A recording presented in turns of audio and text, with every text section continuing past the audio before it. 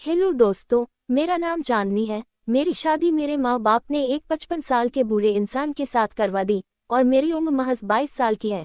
यह मेरी दूसरी शादी है। मेरी पहली शादी के कुछ दिन के बाद ही मेरे पति का देहांत हो गया था। सभी लोगों ने मेरे बाबा को यही कहा कि अभी तो इसकी पूरी जिंदगी पड़ी हुई है, इसलिए इसकी दूसरी शादी करवा दो। क्योंकि मैं एक विधवा थी, इसलिए मुझे कोई दूसरा लड़का नहीं मिल रहा था। इसलिए मेरे बाबा ने एक 55 साल के व्यक्ति के साथ मेरी शादी करवा दी। मेरे पति अधिकतर अपने काम के सिलसिले में व्यस्त रहते थे और जैसे ही जब काम से वापस आते हैं तो थकान का बहाना बनाकर सो जाते हैं। मैं अपने पति के बिना अकेली बिस्तर पर तड़पती रहती हूँ। मुझे पति का सुख कभी भी नहीं मिला, क्योंकि मेरा पहला पति तो कुछ ही दिनों के बाद मर गया था और अब मेरा दूसरा पति मुझे वह पति का प्यार दे ही नहीं पाता। मुझे वैसे तो दिन भर कुछ भी काम नहीं करना पड़ता, क्योंकि घर में एक नौकर रखा हुआ है।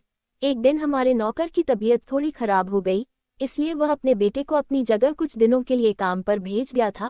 अगले दिन जैसे ही हमारे नौकर का बेटा आता है तो उसको देखकर मेरे होश ही उड़ जाते हैं, क्योंकि वह दिखने में कतई भी नौकर की तरह नहीं लग रहा था। एकदम गठीला मजबूत शरीर, उस पर से गोरा रंग, काली काली आंखें, वह किसी फिल्मी हीरो से कम नहीं लग रहा था। मैं बहुत देर तक उसको बस ऐसे ही निहारती रही। तभी एकदम से नौकर के बेटे ने मुझे कहा, मालकिन, मैं राजेश काका का बेटा हूँ।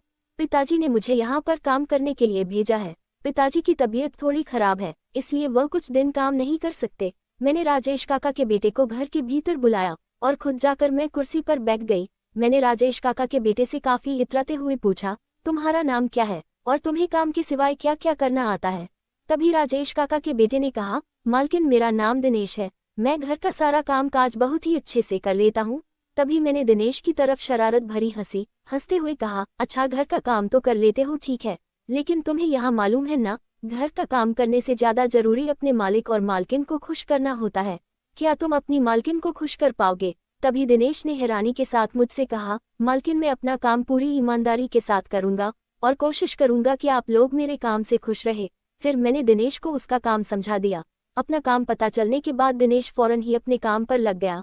मैं अधिकतर बैठी हुई दिनेश को बस ऐसे ही देखती रहती थी। एक दिन मेरे पति को काम के सिलसिले से शहर से बाहर जाना था, लेकिन मेरे पति इस बात से बहुत परेशान हो गए।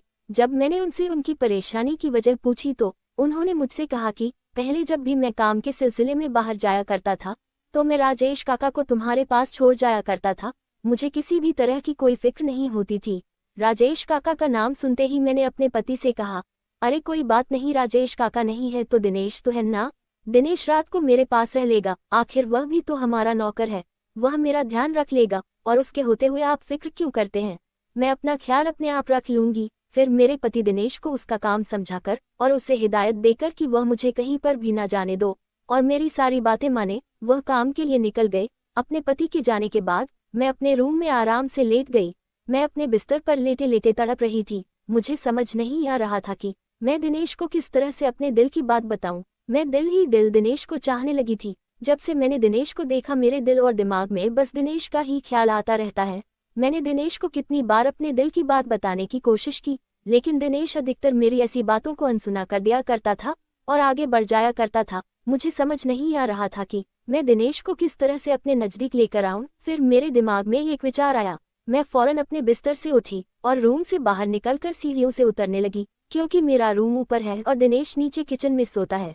सीढ़ियों से उतरती हुई जानबूझकर सीढ़ियों से नीचे गिर गई और सीढ़ियों से गिरती हुई मैं जोर जोर से चिल्लाने लगी। मेरे चिल्लाने की आवाज सुनकर दिनेश फौरन दौड़ता हुआ मेरे करीब आया और मुझे इस तरीके से गिरा हुआ देखकर वह घबरा कर कहने लगा, अरे मालकिन, आपको क्या हुआ?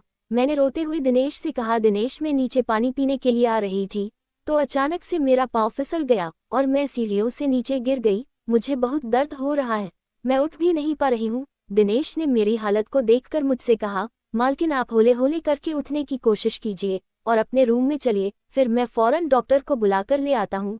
लेकिन मैंने दिनेश को झूठ बोलते हुए कहा, नहीं दिनेश, मुझसे कतई भी नहीं उठा जा रहा, मुझे बहुत दर्द हो रहा है। तुम ही मुझे उठाकर मेरे रूम तक लेकर के जाओ, वरना मैं यहीं पर पड़ी हुई मर जाऊंगी। जब दिनेश के पास कोई उपाय नहीं रहा तो उसने मुझे अपनी गोद में उठा लिया। दिनेश की बाहों में मुझे ऐसा आराम मिल रहा था जैसे मेरे जन्मों की ख्वाहिश पूरी होने जा रही हो। दिनेश मुझे गोद में उठाकर एक एक करके सीढ़ियों चढ़ता जा रहा था और मैं उसकी बाहों में बाहें डाले उसके कंधे पर अपना सर रखे बस उसे देखे जा रही थी। दिनेश को देखकर ऐसा लग रहा था जैसे मेरा दिनेश को इस तरीके से देखना उसे अच्छा नहीं लग रहा था। फिर दिनेश ने फौरन मुझे मेरे रूम में ले जाकर मेरे बिस्तर पर लेटा दिया। जैसे ही दिनेश ने मुझे मेरे बिस्तर पर लिटाया तो दिनेश से बिछड़ने के डर से मैं कतई घबरा गई और मैंने फौरन दिनेश की शर्ट पकड़ ली और उसे अपने नज़दीक खींचते हुए कहा, दिनेश मुझे छोड़कर कहीं मत जाओ, मैं तुम्हारे बिना जी नहीं सकती, मैं मर जाऊंगी। देखो ना मैं तुम्हारे बिना दर्द में कैसे तड़प रही हूँ। तुम्हें मेरा ये दर्द दिखाई नहीं दे रहा है क्या? तुम्हें मेरा वह दर्द दिखाई नहीं देता? दिनेश ने मेरी एक भी बात का जवाब नहीं दिया और उसने बस खामोश से इतना कहा, मालकिन मैं जरा जल्दी से जाकर डॉक्टर को बुलाकर लाता हूँ। इतना कहकर दिनेश रूम से बाहर चला गया। तकरीबन 1.5 घंटे के बाद जब दिनेश घर में आया तो दिनेश के साथ एक डॉक्टर और साथ में एक लड़की भी थी। डॉक्टर ने मेरा पाँव देखा तो डॉक्टर ने कहा कि नहीं, ज्यादा कोई तकलीफ नहीं हुई है, बस कुछ दिन आराम करेगी तो ठीक हो जाएगा, और डॉक्टर ने मुझे दवाई दे दी। डॉक्टर के जाने के बाद दिनेश ने उस लड़की जो दिनेश के लिए कहा। जब दिनेश की बीवी चली गई तो दिनेश ने मुझसे कहा, मालकिन हम लोग गरीब जरूर हैं लेकिन हम अपनी मान मर्यादा में रहना जानते हैं। मैं एक शादीशुदा हूँ और मैं अपनी बीवी के साथ कभी भी धोखा नहीं कर सकता। आप अमीर लोग हैं, आप लोगों में धोखा देने का रिवाज होगा, लेकिन हम गरीबों में ये रिवाज नहीं है। फिर दिनेश इतना कहकर वहां से चला गया और उसके बाद से दिनेश की बीवी ही मेरी देखभाल करने लगी। दिनेश घर के काम करता और दिनेश की बीवी मेरी देखभाल करती और इस तरह से मेरी मस्त वाला क्रिकेट खेलने की इच्छा सिर्फ इच्छा ही रह गई।